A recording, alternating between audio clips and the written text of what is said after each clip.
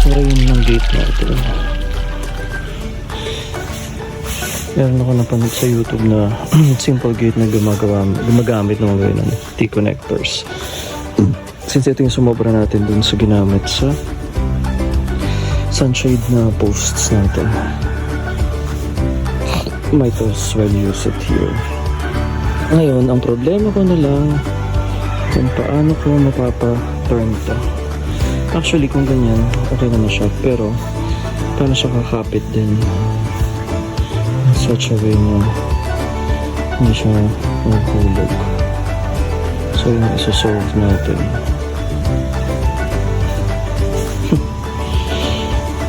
Let's see.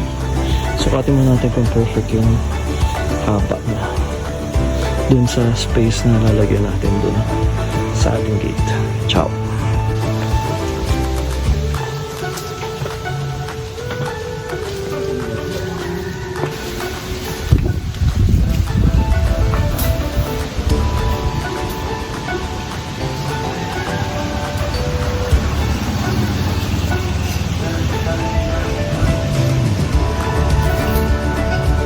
Sakto 5 feet.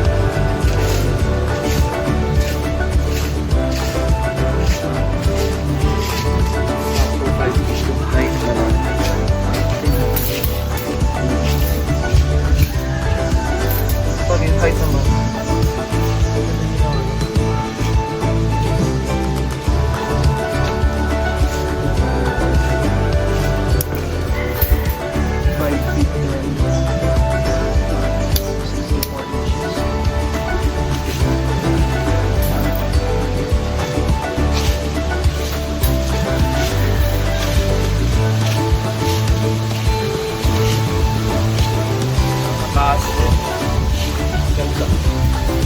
Maganda siya kaso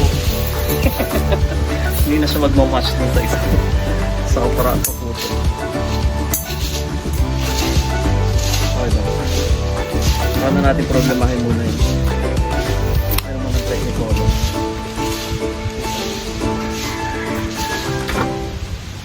Technique design. So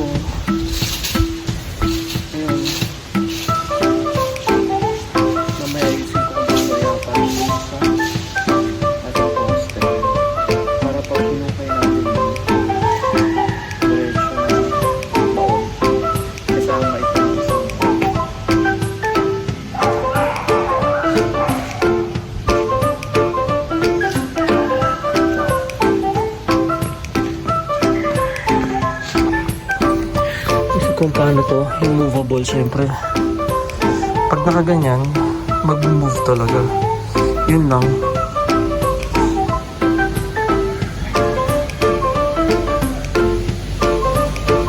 Paano ko siya i-attach dun sa poste ng hindi masyadong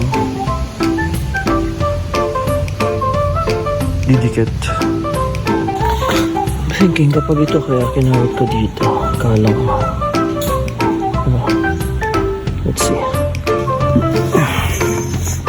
Ito na yung magiging kalang ng ano para pa-slide ito. Tapos ito. Sakto na sa height. Binubungkalan mo parang dito sa ano.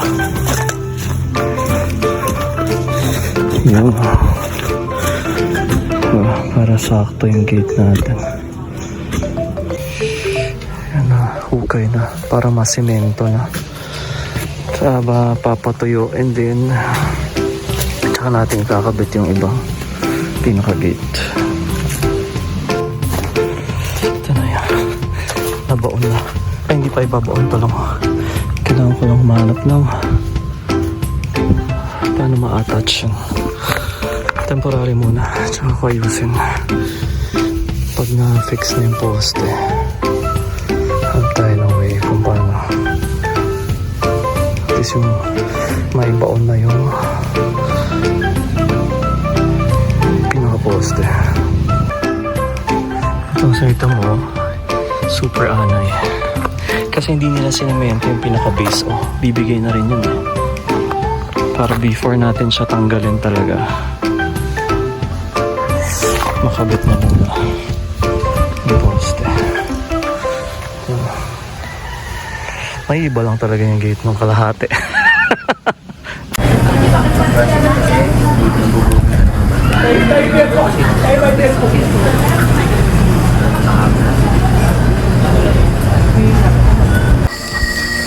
May mga extrang ilaw.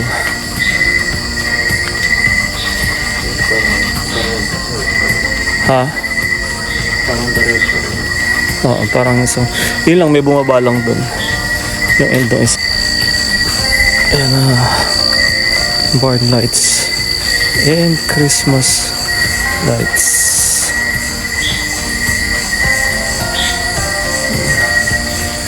Papresko.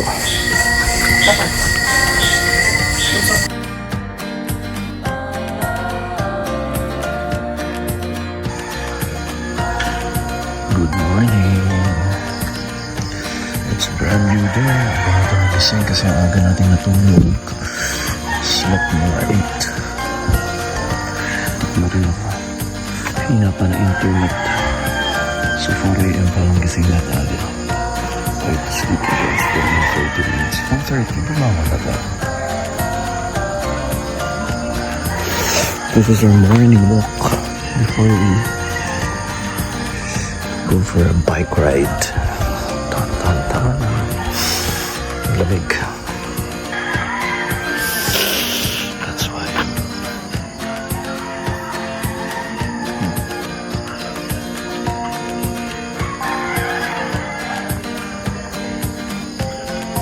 Ciao, ciao. It's election day. We're biking na. And we're here sa Dikay Bridge. Dito maraming nagja-jog din. Kanina may mga nakasalubong na tayo. We just crossed the bridge. And we get here. Check. Kasi meron na doon tayo pataas. Naisipan ko lang mag-pit stop here. Kasi ang ganda ng view.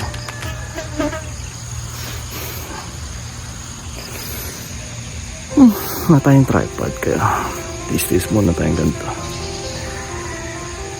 We'll see kung ano meron sa bayan. It's a Monday, so but it's a holiday, so I guess may mga ganap naman doon. Mostly sa mga schools kasi election day. Ciao! I'll see you! Normally, doon tayo sa left pupunta. Papuntang bayan. So dito, I just wanna see yung road dito kung saan papunta. It says Bailen Valley Garden. So meron gardens.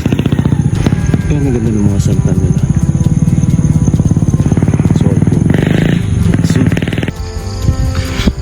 Solo mo yung road dito. Tapos yung pagka-rainforest pa siya. Yung mga nasa sides. Ang daming in-open na yung roads dito sa Cavite. Kung saan papunta. Tapos maraming mga alternate routes. Kaya ko saan basot nito. Sabi nung isa, parang sa Batangas daw eh. Let's see. Sige natin. Beautiful. Ito po yung pinakadulo. Yan yung Bailen Valley Garden. Rough road pa dito. Pero may dumadaan na. Let's see. Ito yung Bailen Valley Garden. Events place. Grand reopening. Mga bamboo sila.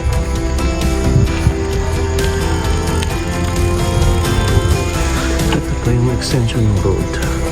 Kaya kung saan tuloy na ito. Ito yung bayan. Kung sa yung something kasi that's the one coming from the church.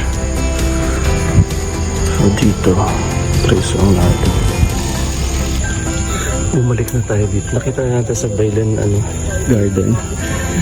Yung kasada dun sa kamera. Medyo scary na. Mas palayo daw sa bayan yung napagtanungan ko. So ito yung sinasabi niyang papuntang bayan. So dito tayo. Kaso pababa. Kaya wakatong tayo. Yun yung gano'n kalalim. Mas malalim pa dun sa isa. Ito yung road. Here it is. See you there sa baba. Ciao. Paahon nga. Ito yung karugtong ng dun sa kabilang bridge. Dito tayo galing sa taas. Yung sa baba, lusong tayo doon.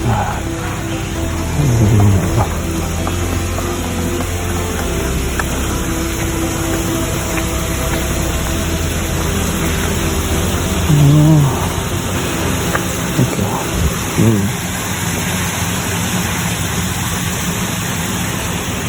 Paahon. Paahon nga. Ito yung karugtong ng dun sa kabilang bridge. Dito tayo galing sa taas. Yung sa baba, lusong tayo doon.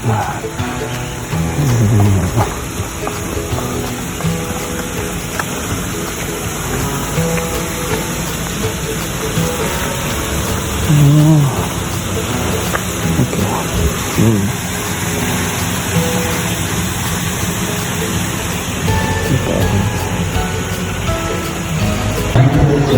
So here na sa church. Pauwi na tayo. Hindi lang ako na. Pandasal sa court. So, Sapa, 2 pesos. Ay, ito 20. Hindi ka. Ciao, ciao. May nabali din ako ng ulam. Parang humba, 60 pesos the first food. Sorry, embutido, 70. Mantika, walang tayong mantika. Ay, ito na yung pandesal. Ciao. Kahapon wala pa yan. Bagong buka lang yan. Yan magaling sa Malolos? Bye-bye. Healthy. See you.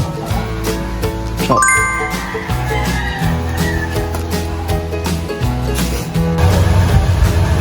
This is our last reading before we left. So see you again. Ciao.